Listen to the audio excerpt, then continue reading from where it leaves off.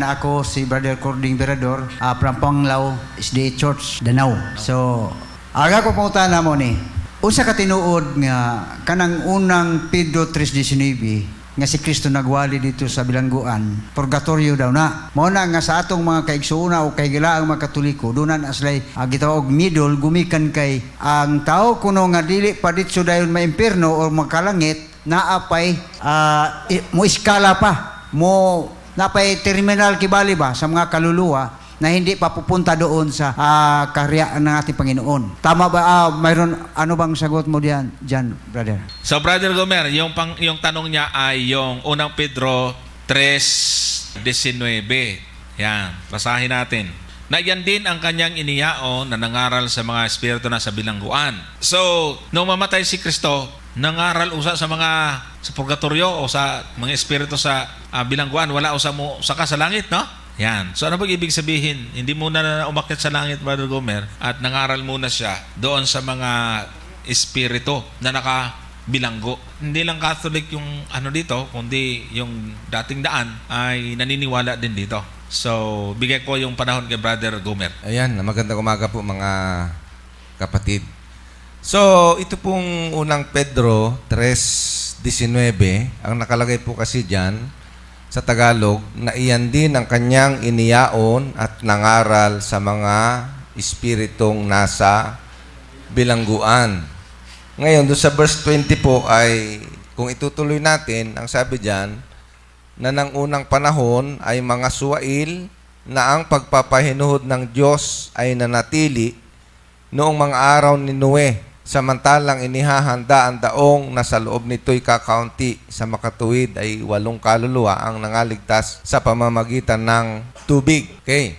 So, basahin din siguro natin yung 18. Ang sabi naman sa verse 18, sapagkat si Kristo man ay nagbata ring minsan dahil sa mga kasalanan, ang matuwid dahil sa mga di matuwid, upang tayo madala niya sa Diyos, siyang pinatay sa laman, ngunit binuhay sa espiritu. So, kung ating titingnan po sa English, sabi niya, for Christ also hath once suffered for sins, the just for the unjust, that He might bring us to God, being put to death in the flesh, but quickened by the Spirit. So, binuhay siya ng Espiritu. Tama naman po ito sapagkat alam po natin, nung namatay ang ating Panginoon ay una, binuhay siya ng Ama, binuhay siya ng Banal na Espiritu, binuhay din niya yung sarili niya. Sang-ayon sa Juan 10, nang sabi doon, ibinibigay ko ang aking buhay upang kunin kong muli. Ngayon, ang sabi dito sa 19, ito na nga, by which, yung pong which, saan tumutukoy? No? Doon sa espiritu, kasi yun yung yun yung immediate antecedent na noun. Sabi niya, by which he went and preached unto the spirit in prison. Ang una pong confusion po dito ay yung tinatawag na spirit in prison o yung espiritong nasa bilangguan. Ipinagpapalagay po ito ng iba na ito'y mga patay. Okay? Pero, kung pag-aaralan po natin ang Bible, ito pong espiritu na tinutukoy dito ay hindi po siya lang mga patay. Kung inyo pong matatandaan, may mga talata na medyo pero binabanggit ni Apostol Pedro na yung espiritu niya, siya mismo yon. Ibig sabihin, itong mga espiritu na ito, na nasa bilangguan, okay, ay hindi po ito yung mga patay. Kailan po ito inaralan? Itong mga espiritong ito. Sa verse 20, ito yun, sabi niya, espiritong nasa bilangguan na ng unang panahon ay mga suwail, na ang pagpapahinod ng Diyos ay nanatili noong mga araw ni Noe. So, ibig sabihin, ito pala yung mga pinangaralan ni Noe, mga kapatid. Okay? Paano po natin ito natiyak na ito yung mga pinangaralan ni Noe? Ito mga inaralan na ito. Tingnan po natin doon sa ikalawang Pedro 2, ang talata ay 5. 2 Peter 2 verse 5. Sabi diyan, at ang dating sanglibutan ay hindi pinatawad, datapwat iningatan si Noe na tagapangaral ng katwiran na kasama ng ibang 7 pa noong dalhin ang pagkagunaw sa sanglibutan ng masasama. O napansin ninyo, ano? So may nangaral po talaga sa kanila. At ang nangaral doon, ang sabi dito ay tagapangaral ng katwiran si Noe. Paano siyang nangaral? Tingnan po ninyo. Sa unang Pedro 1:10. Sabi diyan, tungkol sa pagkaligtas na ito ay nagsikap at nagsiyasat na maigi ang mga propeta na nagsihula tungkol sa biyayang darating sa inyo, verse 11, na sinisiyasat ang kahulugan kung ano at kailang panahon itinuro ng Espiritu ni Kristo na sumasa kanila. So yung palang Espiritu ni Kristo, noon pa man, nagtuturo na, mga kapatid. So hindi po ang ibig sabihin nung 3:19 ay nung namatay siya nagturo. Hindi. Kundi, noong siya po ay hindi pa nagkakatawang tao, espiritu siya noon. Hindi ba? Nung hindi pa po nagkakatawang tao ang ating Panginoon, siya po ay espiritu. Kasi ang Diyos espiritu. Kaya nga, yung Ama, espiritu. Of course, yung anak, nung hindi pa nagkakatawang tao, ay espiritu. Ganon din po yung Holy Spirit, espiritu din siya. Kaya lang, nung nagkatawang tao na siya, yun nga po yung kanyang isinacrifice. Mga kapatid. Ang sabi ni Ellen White, nung tinanggap niya yung katawang tao na yon, that will be forever. Hindi niya na po yun babawiin pa. Kaya nga, makikita na natin ang ating Panginoon na katulad natin. Ngayon, yung nangaral na yon doon sa panahon ni Noah, ang sabi dito, sinisiyasat ang kahulugan kung ano at kailang panahon, itinuro ng Espiritu ni Kristo na sumasa kanila ng patutuhanan ng una ang mga pagbabata ni Kristo at mga kalwalatiang hahalili sa mga ito. Okay, paano po tayo nakakatiyak na hindi purgatorio ang tinutukoy doon? Kasi, kung babasahin po ninyo, may context. Balikan po ninyo yung 1 Peter 3:20. Ang sabi dito, yung inaralan na yon, kailan daw? Sa panahon ni Noe. Ay sabi ko naman, abay kung ito'y purgatorio, ay bakit naman yung sa panahon lang ni Noe ang inaralan? Bakit hindi yung sa Sodom at Gomorrah? Dapat sinama niyan lahat. Unfair naman yon. Tama. Hindi ba mga kapatid? Kasi, sabihin na natin, from Adam to Noah, ginunaw ang lahat ng tao noon. Tapos yun lang ang inaralan. May second chance sila. Yung Sodoma, wala rin. Ay, yung Sodoma, paano?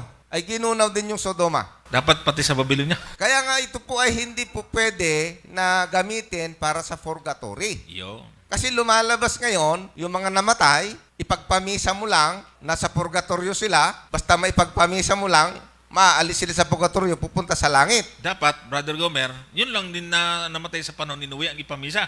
O dapat ganon. Kasi itong binabanggit sa verse 20. Hindi mo pwedeng ipamisa yung mga namatay ngayon. Oo. Kapatid, kung purgatorio po ito, kasi ang pagkakamali nila dito, hindi nila binasa yung verse 20. Na yung tinutukoy dito ay panahon ni Noe. Yan. Mga kapatid, ay kung babalikan po natin yung tingnan po ninyo, yung 2 Peter 2, verse 5. Pansinin ninyo ang dating sanglibutan ay hindi pinatawad datapwat iningatan si Noe na tagapangaral ng katwiran na kasama ng ibang 7 pa. Noong dalhin ang pagkagunaw sa sanglibutan ng masasama. Verse 6. Pansinin ninyo. At pinarusahan niya ng pagkalipol ang mga bayan na Sodom at Gomorrah. Ay kasama pa rin. Dapat kasama yun sa aralan eh. Ay bakit doon sa 3:19 yung panahon lang ni Noe ang inaralan? Hindi ba unfair ang Diyos kapag kaganon mga kapatid? Yan yung Sodom at Gomorrah. Kaya nga po yung sinasabi na purgatory, delikado po yun. Yun ay false hope. Actually, maganda sana eh. Maganda sana kung totoo. Halimbawa, di kung totoo yung purgatory, wag ka munang magpakabuti kayo masyado. Oo, tama lang. Yung minsan, gagawa ka ng kalokohan. Gawa ka rin kalokohan Pag-asa pa konti. pala eh. Pero sisiguraduhin mo na pag namatay ka, meron kang pampamisa. Mag-iwan ka ng savings. Oo, iwan ka savings. Ito ang pampamisa. Tuwing, di ba?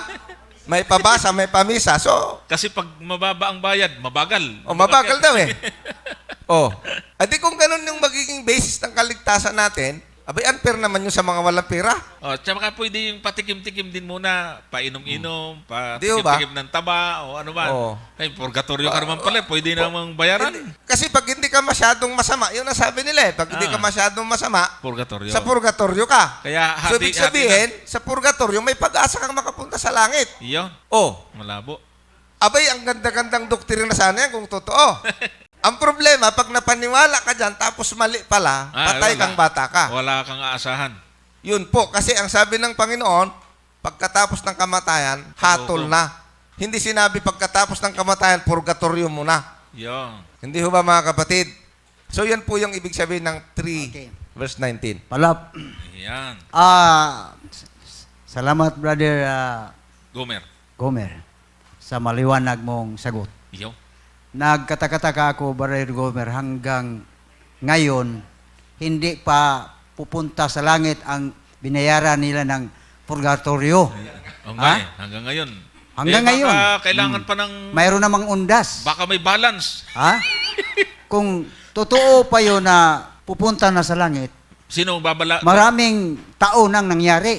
Oo Hanggang ngayon, patuloy pa sila nang nagpamisa. Dapat So- na, nalaman na nila yung lubong ba, ito, wala na to dito. Nasa langit na to. Huwag nang dalawin sa undas. Sa langit na eh. Oo. Tama, no? So, ang Magaling. ikaduhang tanong, Brother Gomer, tungkol doon sa pinadayag sa 6.9, Uy.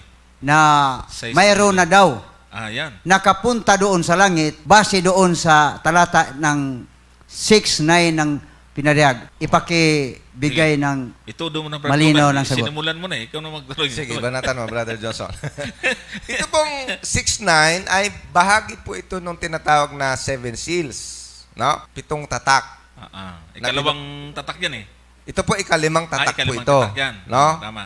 So, ito pong ikalimang tatak, ang sabi ni San Juan, ni Juan the Revelator, nang buksan niya ang ikalimang tatak ay nakita ko sa ilalim ng dambana ang mga kaluluwa ng mga pinatay dahil sa salita ng Diyos at dahil sa patotoong sumasa kanila. Tingnan po ninyo ha. Mm.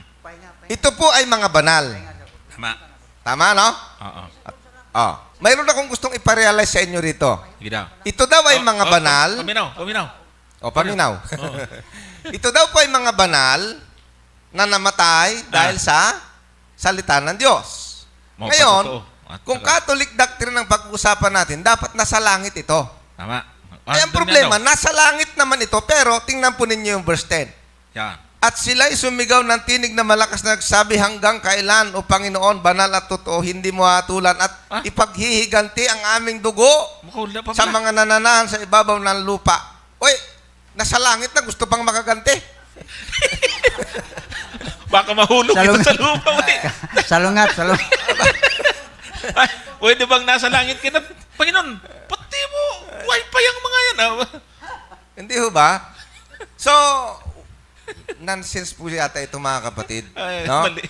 Kung iniisip natin ito ay mga kaluluwang buhay sa langit na mga namatay. Masama hindi ang loob po, masama ang loob.